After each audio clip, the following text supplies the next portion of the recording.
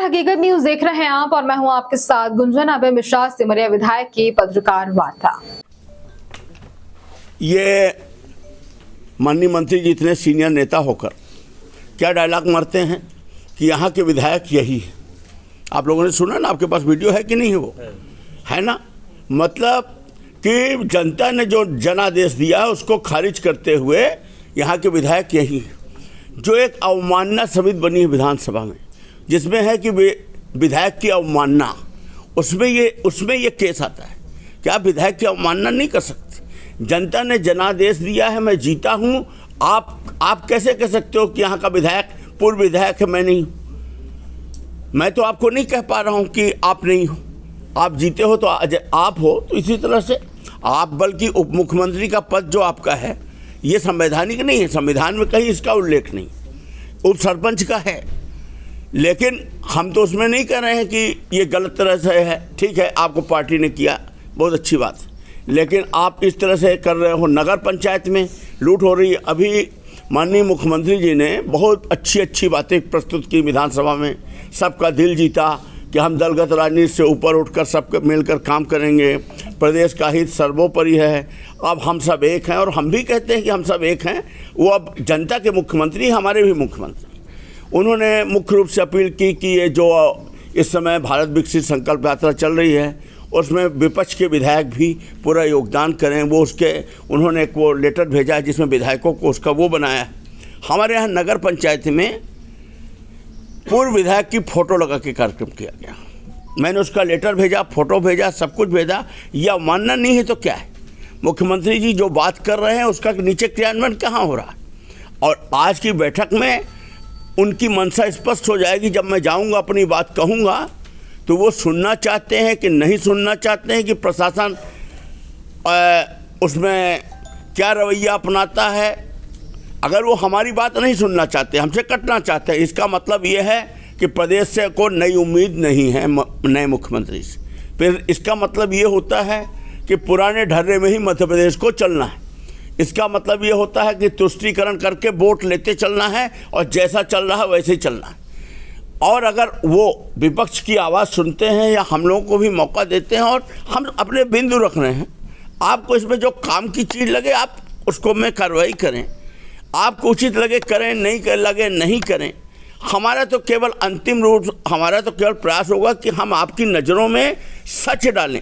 आप जब तक सच जानेंगे नहीं नीचे का, आप उसका क्रियान्वयन कैसे करेंगे? जैसे एक उदाहरण बताते हैं, अपने यहाँ वन ग्राम होते हैं ना, वन ग्राम, वहाँ ग्राम वन समिति बनती है कि नहीं बनती? इसमें 10-10 लोगों की एक समिति बनती है, उसका एक अध्यक्ष बनता है। कल मैं ककरेड़ी में था, एक आदमी ने, आदिवासी ने बहुत अच्छी बात की। बोला, साहब जो हम लोगों के यहाँ पैसा आता है वो राज्य शासन से जब फॉरेस्ट विभाग को आता है तो डीएफओ को ट्रांसफ़र कर देते हैं, और डीएफओ पूरा मद हम लोगों को ट्रांसफ़र कर देते हैं वन समितियों में, और रेंजर हम लोगों से पूरा पैसा निकलवा लेते हैं, 8-8 आने पैसा, माने लाखों में। तो हमने कहा तुम लोग क्यों निकालते हो? तो बोला, साहब हमारी नियुक्ति वही करते हैं, अगर हम उनकी बात ना मानेंगे तो हमको हटा देंगे।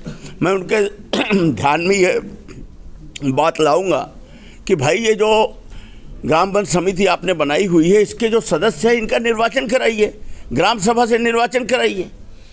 ग्राम पंचायत में ग्राम सभा से आप इनका निर्वाचन करवा देंगे तो कम से कम इतना तो रहेगा कि वो इनके चंगुल से तो गलत काम हो। ये सब चीज़ें हम नए सीएम के दिमाग में उनके सामने प्रस्तुत करेंगे। इसमें जो काम की चीज़ होंगी वो उठा लेंगे। नमस्कार सबको।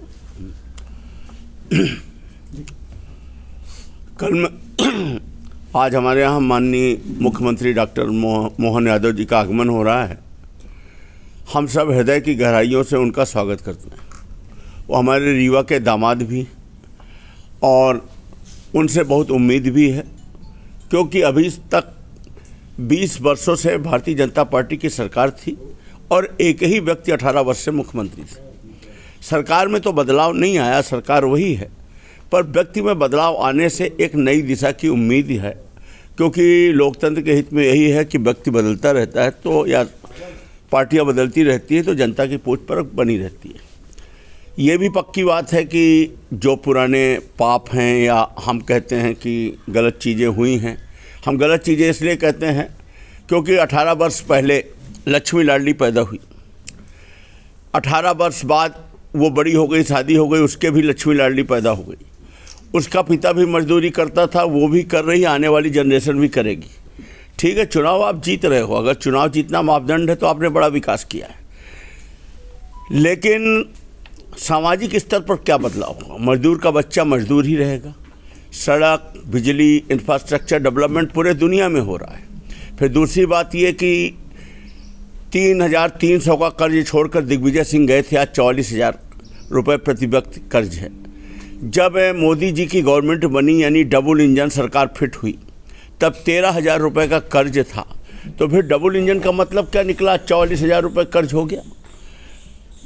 डबल इंजन का मतलब ये है कि पश्चिम बंगाल सरकार से जो टैक्स आएगा वो पश्चिम बंगाल सरकार को न देके अपनी भाजपा शासित राज्यों में उसको ट्रांसफ़र करके उसको फाइनेंशियल सपोर्ट करेंगे।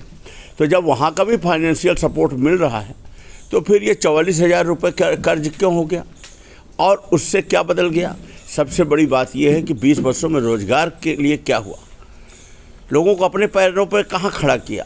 केवल उनको चुनाव के समय विभिन्न योजनाओं के माध्यम से उनकी मजदूरी और भूख का लाभ उठाकर वोट तो लेने में आप सक्षम हैं, आप उसमें सफल रहे हैं, पर बाकी 18 वर्षों में कुछ नहीं हुआ। आज डॉक्टर मोहन यादव जी आ रहे हैं, उनसे उम्मीद है कि वो नई दिशा में काम करेंगे, नई सोच रखेंगे, युवा हैं, रोज़गार को मुख्य रूप से फोकस करेंगे, भ्रष्टाचार को रोकेंगे।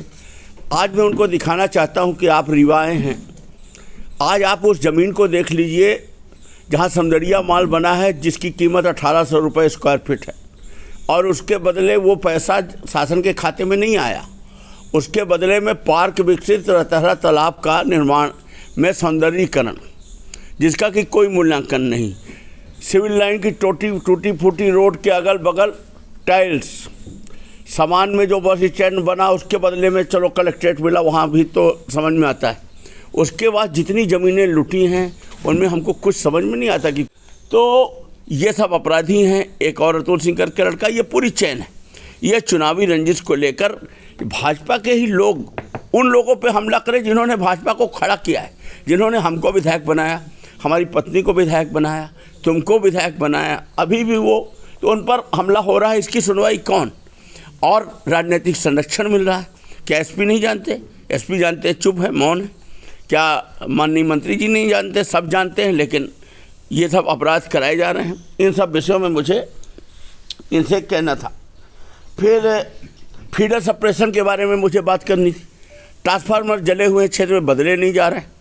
पोलिंग देख देख के कि कहाँ कितना पोलिंग है। मूल रूप से कुशवाहा समाज और यादव समाज के लोगों ने हमको ज़्यादा वोट किया। जहाँ जहाँ यादवों के गांव हैं और कुशवाहा के गांव हैं, वहाँ वहाँ बिजली के कनेक्शन काटे जा रहे हैं। एक कोई शुक्ला जी हैं, वो यहाँ 5 साल से वो डी बने हुए हैं, वो मारपीट करते हैं उपभोक्ताओं के साथ, और वोटिंग देख देख के कि कहाँ ज़्यादा वोट मिला है उनके कनेक्शन काटे जा रहे हैं। कोई सुनने वाला नहीं, एक ट्रांसफार्मर नहीं बदला जा रहा। मैं रोज लेटर लिख रहा हूँ। ये बातें सब मैं समीक्षा बैठक में रखूँगा। समीक्षा बैठक किस बात के लिए? अपनी पीठ थमाने के लिए कि आप आएँ और रेडीमेड आपको बढ़िया सजावट दिखा दी जाए, आपका जलसा जुलूस हो जाए, और वही आंकड़ों की राजनीति जो 20 वर्ष से हो रही है वो प्रस्तुत हो जाए, कि कोई व्यक्ति ऐसा भी हो कि जो आपके सामने सच रख सके। सीएम के सामने मैं सच रख सकता हूँ, मैं बाकी कुछ नहीं कर सकता। उनको हमें पूरी उम्मीद है कि वो नए हैं, उनको पूरी जब जानकारी होगी। पोषण आहार आपको मालूम है, नगर निगम में रेडी टू ईट आज तक किसी स्कूल में बढ़ता है? आपको पता है क्या? कभी आपने सुना है कि नगर निगम के घोघर स्कूल, फलाने स्कूल या कहीं रेडीमेड खाना आता है? आपको पता है क्या? नहीं पता ना। इसका भुगतान होता है जिला पंचायत। जिला पंचायत में मैंने इस फाइल को पकड़ा था चुपचाप, बड़े उससे जिला पंचायत से भुगतान होता है, एजेंसी वहाँ से फिक्स होती है, और जिला पंचायत वालों को मतलब नहीं, क्योंकि ग्रामीण क्षेत्र का है नहीं, भुगतान वहाँ से 6 करोड़ रुपए साल हो रहा है। एक माफिया टाइप का काम कर रहा है, जो अधिकारियों की चूरन चटनी पूरा उसी से चल रहा है। और नगर निगम वालों को ये है कि हमारे यहाँ से भुगतान नहीं है, तो उनको मालूम है नहीं। इस तरह से इसी तरह पोषण आहार में जैन बंधु 10-12 वर्षों से मोनोपोली है। जो ये आंगनबाड़ी में जो पोषण आहार, दलिया उलिया, ये सब गुड़ उड़ ये बांटे जाते हैं, इनका खर्चा आप क्या मानते हैं? इनका बजट, ईयरली बजट 600 करोड़, और इनका कनेक्शन शुरू से आज 10 वर्षों से सीएम हाउस से रहा है, कागजों में भुगतान हुआ है और वहीं से इनकी नियुक्ति होती रही। पोषण आहार कभी नहीं मिला। ये सब बातें मुझे रखना है। फीडर सप्रेशन में जब हमारे विधायक जी, माननीय मंत्री जी बिजली मंत्री थे, तो यहाँ कितने फीडर सप्रेशन, आज तक एक भी फीडर बता दे कंप्लीट हुआ हो। सब छोटे छोटे कॉन्ट्रैक्टर सब भग गए। 3000 करोड़ का घोटाला है, उसका कोई जांच करने को तैयार नहीं। मैं चाह रहा था कि मैं उनसे निवेदन कर दूंगा कि आप सिरमौर चौराहा में समदड़िया माल को देख लीजिए। आप उज्जैन के रहने वाले हैं, पूरी दुनिया आपने देखी है। वो 30,000 रुपये स्क्वायर फीट है, जिसका पश्चिमी फ्लोर 30,000 रुपये स्क्वायर फीट में बिक रहा है, कि वो 1800 रुपये स्क्वायर फीट। एक ये बात है। दूसरी, धान खरीदी में आप वर्तमान में चल रहा है। धान खरीदी की स्थिति है कि मैं अभी मीटिंग में उनको 4 नाम बताऊंगा, 4 से 5 नाम बताऊंगा और बोलूंगा कि आपके 2 घंटा रहते रहते आप फ़ोन करिए, इन घरों में आप छापा मरवा दीजिए और आपको 10-10 ट्रक यूपी की धान बरामद हो जाएगी, जो वहाँ से सस्ते आ करके यहाँ पर जो रेट बढ़ा हुआ है उसमें बेच करके लोग पैसा कमा रहे हैं। और पिछले कार्यकाल के टाइम से, मतलब इस पंचवर्षीय से ही प्राइवेट लोग, जैसे आरटीओ में प्राइवेट लोग वसूली करते हैं ना, एक लाल बत्ती गाड़ी लगा के, तो 4 समितियां हैं सिमरिया में, उसमें 2 को काम दिया गया है, 2 को खाली बैठा रखा गया है और आदमी की कमी बताकर उसमें प्राइवेट आदमियों को इन्वॉल्व कर लिया गया है। वो वही प्राइवेट लोग हैं जो लोगों को मारपीट करते हैं। अकाउंट में जो ये कौन सा अकाउंट होता है जिसमें ऑन पे मोबाइल में पैसा आ जाता है, उसमें किसानों से पैसा ले रहे हैं और उनका तौल अलग कम कर रहे हैं। एक सीजन में 25-25 लाख रुपए कमा रहे हैं, बड़ी बड़ी गाड़ियों से चल रहे हैं। नगर पंचायत है, नगर पंचायत में कोई दूध वाला दूध नहीं बेच सकता, सब्जी वाला सब्जी नहीं बेच सकता, ट्रक वाला निकल नहीं सकता। नगर पंचायत में पिछले 5 वर्षों से अवैध वसूली चल रही है। कहने को तो वो विभागीय वसूली, लेकिन और उसमें 3,300 रुपये दिखाए जाते हैं रोज़ अधिकतम, कभी 2900, कभी वो, उसका जो विभागीय वसूली, और वसूली हो रही है 60,000 से 1 लाख रुपए रोज। लोगों के साथ भयानक मारपीट की जा रही।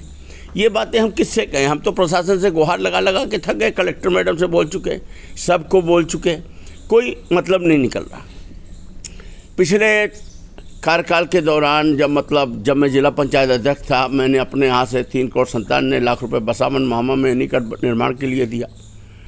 मैंने रोड बनाने के लिए 1,47 करोड़ रुपये दिया। आप टेंडर नहीं होने दे रहे हो। सब कुछ पैसा पड़ा हुआ है, सब कुछ पड़ा हुआ है, आप विकास रोक रहे हो। सिमरिया के लोगों के साथ अन्याय कर रहे हो। आप 600 करोड़ ला के लूटपाट में पैसा जा रहा है और हम बहुत कम से, आपका पैसा भी नहीं, हमारे जिला पंचायत अध्यक्ष कार्यकाल का पैसा है, आप उसको काम नहीं करने दे रहे हो। ये सब पीड़ा हम अपनी किससे व्यक्त करेंगे? हम मुख्यमंत्री जी से करना चाह रहे हैं। गांव गांव कोरेक्स और शराब है। आज से 3 या 4 वर्ष पहले मेरी जो कंपनी है, पारिवारिक कंपनी उदित इंफ्रावर्ल्ड ने कॉन्ट्रैक्ट लिया था, जब यहाँ सिंडिकेट था। मैं इसके अंदर की पूरी साइंस जानता हूँ। उस समय हमारे जो डायरेक्टर ने बात की थी यहाँ के पुलिस ऑफिसर से कि जब हमारा ज़िले का सिंडिकेट है तो हमें अलग से फुटकर बेचने की ज़रूरत क्या है, हम अपने दुकान से बेचेंगे और बॉर्डर आप सील कर दीजिए। पुलिस के अफसरों ने कहा नहीं, 20 वर्षों से पैकारों का सेट सिस्टम है और उनको नकारा नहीं जा सकता। एक एक गांव में 5-5 पैकार हैं, वो सब 10-10, 15-15 हज़ार रुपये हमें देते हैं और हमारा वो कोरेक्स और पैकारी का 6-6 लाख, 8-8 लाख रुपए का कलेक्शन है, हम उसको नहीं रोक सकते।